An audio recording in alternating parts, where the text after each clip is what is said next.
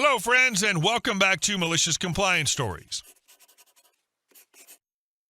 Our first story today takes place on a sticky New York summer night where one ice cream manager had finally had enough of entitled customers. But before we begin, best way to support our channel is to leave comments, like, and subscribe with the turned-on bell so you don't miss the new video every single day. Here we go. The HOA Karen meltdown.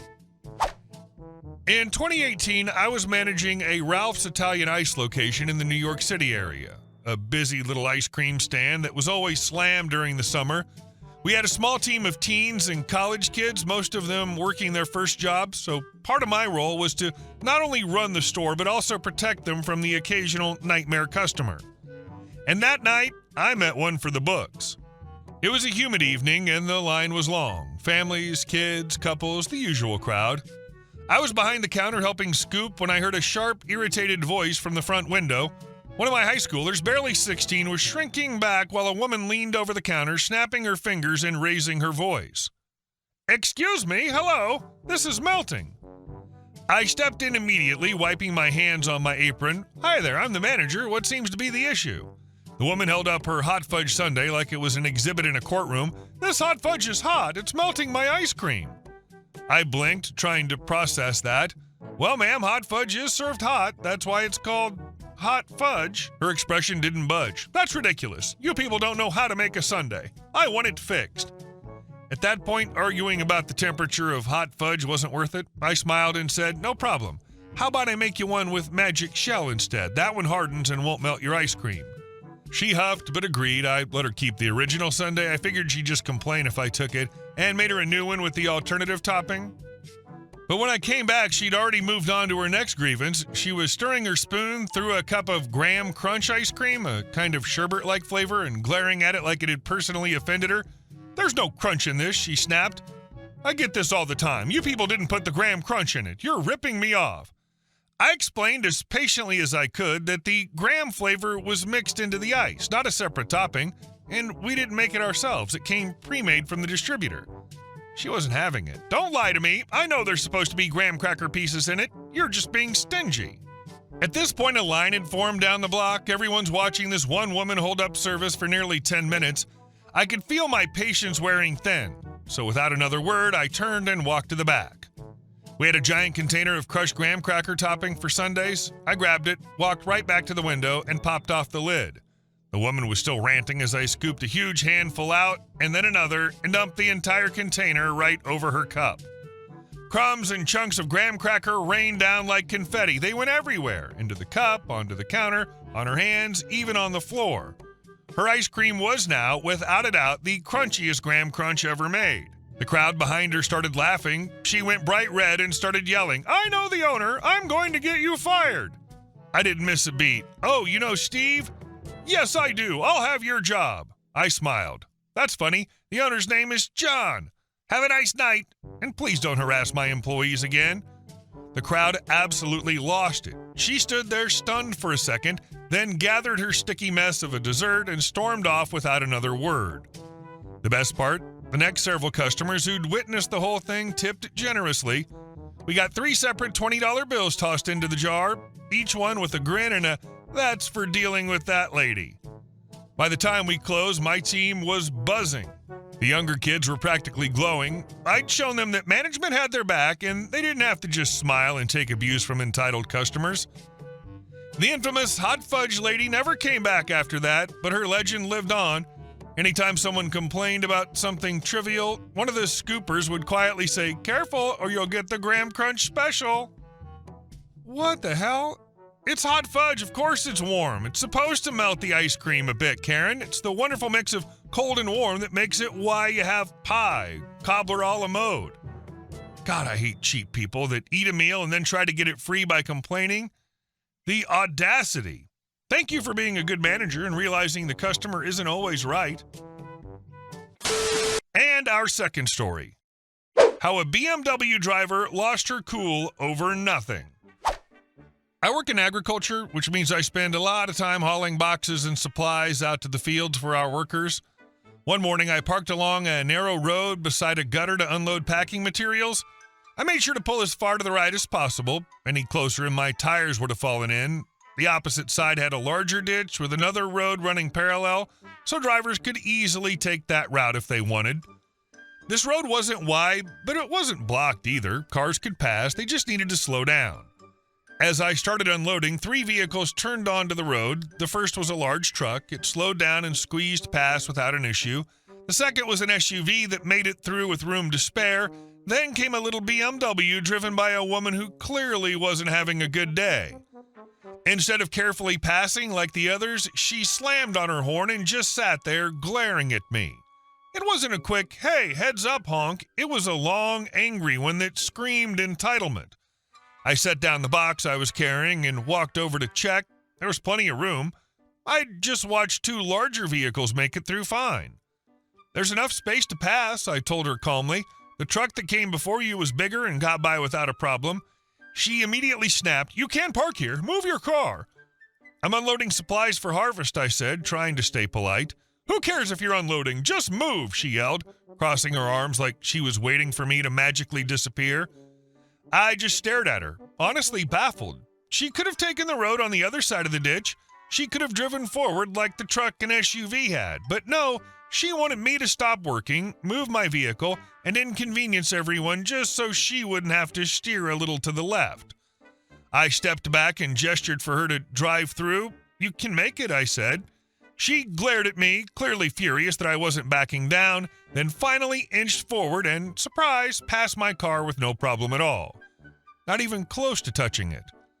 I couldn't help but laugh as she sped off. People like her never cease to amaze me. I get that some folks get impatient, but this wasn't a busy street and she wasn't trapped. She just wanted to be in charge of a situation that didn't need fixing. I went back to unloading boxes and finished the job without another issue. Still, I couldn't stop thinking about how some people see an inconvenience where none exists. It wasn't like I'd parked in her driveway or blocked a major road. I was just doing my job.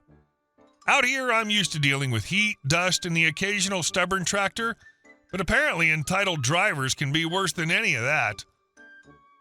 That Karen can't have more than one brain cell if she thinks that her BMW wasn't going to get past something when a truck can pass by.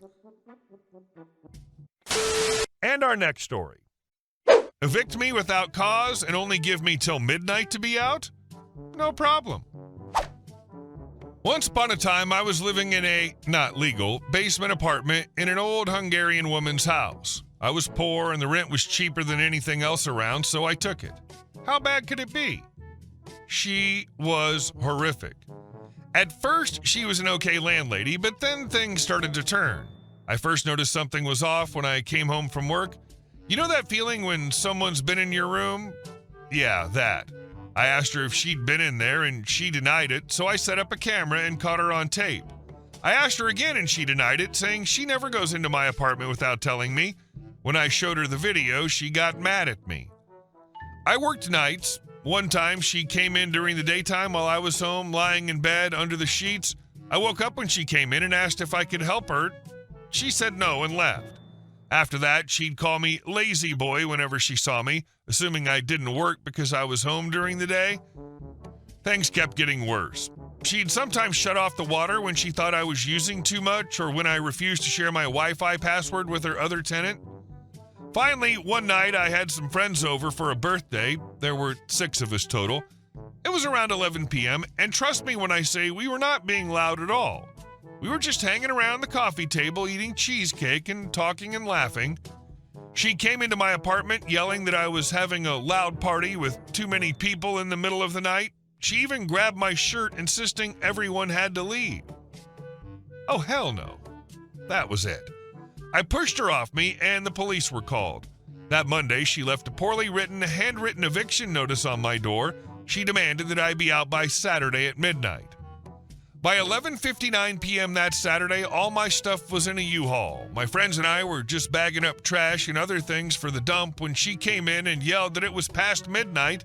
No problem. I got up and left, leaving a huge pile of junk in the bedroom and storage room, easily 2 pickup trucks worth of stuff I wasn't taking. She actually called my father, who was my emergency contact on the application, claiming it cost her $400 to haul it all away and that I owed her money. My dad blocked the number. The end. Bonus story. While I was still living there, she showed the apartment to prospective tenants without telling me. She let a couple in during the daytime, waking me up again. I stood up, fully naked, and said, "I wouldn't rent from you if it were the last apartment in town." The couple quickly left. Awesome on your part. I just wish you could have done more to get back at her. I hope she royally screwed herself over somehow after you left. And our last story. How one grumpy man turned HOA madness into cash.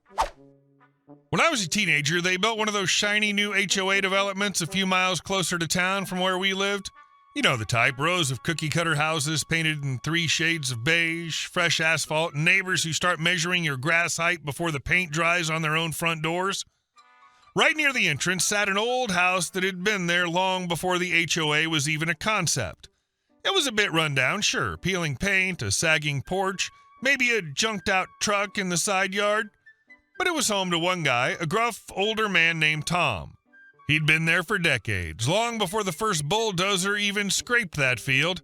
His house sat just outside the HOA's official boundary. In other words, he didn't know them a damn thing. Apparently, the HOA didn't like that. Once all the fancy houses went up, the board decided that Tom's weathered old place was an eyesore. Never mind that it wasn't their land or their problem. They just couldn't stand that every time they drove through their perfect little iron-gated entrance, they had to see something imperfect. So naturally, they decided to fix that. Or more accurately, him. At first, they sent someone over to politely suggest that Tom might want to tidy up the place.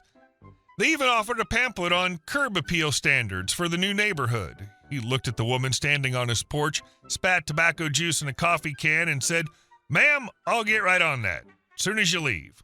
Then he closed the door. Apparently that wasn't the answer they wanted.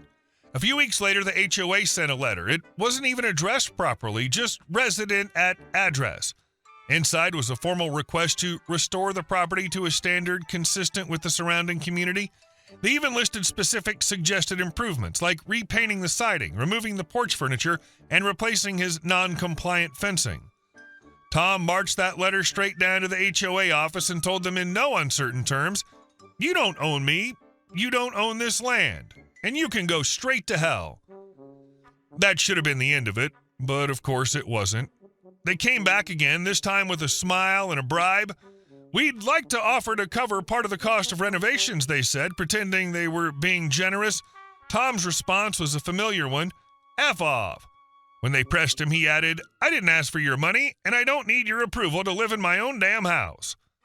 By now, word had spread around town. Everyone knew the HOA was pestering Tom, and the locals were loving it. They'd stop by his place, bring him coffee, and ask if the neighborhood watch had come snooping again. Finally, after months of rejection, the HOA came back one more time with a full offer. They'd pay to completely renovate his house, new roof, siding, paint, landscaping, the works. It was basically a desperate attempt to erase his ugly house problem from their view. Tom thought about it for a moment, then shrugged. "Sure," he said. "You want to pay for it? Go ahead." So they did. It took over a year and cost the HOA tens of thousands. Contractors were out there daily, sanding, painting, building fences, planting flowers.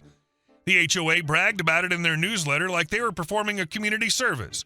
Meanwhile, Tom sat on his porch watching the free makeover unfold like he was at a show.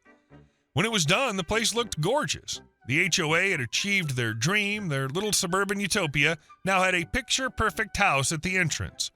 But the punchline came later. About a week after the last contractor left, Tom put the property up for sale. He sold that newly renovated HOA-funded home to an investor for nearly triple what it had been worth before, then packed his things, cashed the check, and moved out to the lake. When people in town heard about it, they couldn't stop laughing.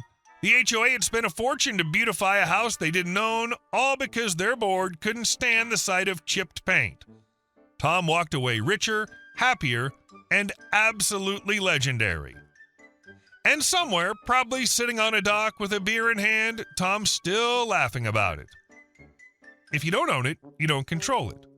They couldn't stand a non-conforming view at their gate, so they paid market rate for their feelings. Tom simply waited them out, signed nothing that ceded control, and said yes only when the offer was irresistible. Hey guys, thank you all for watching the video. I'll see you in the next one.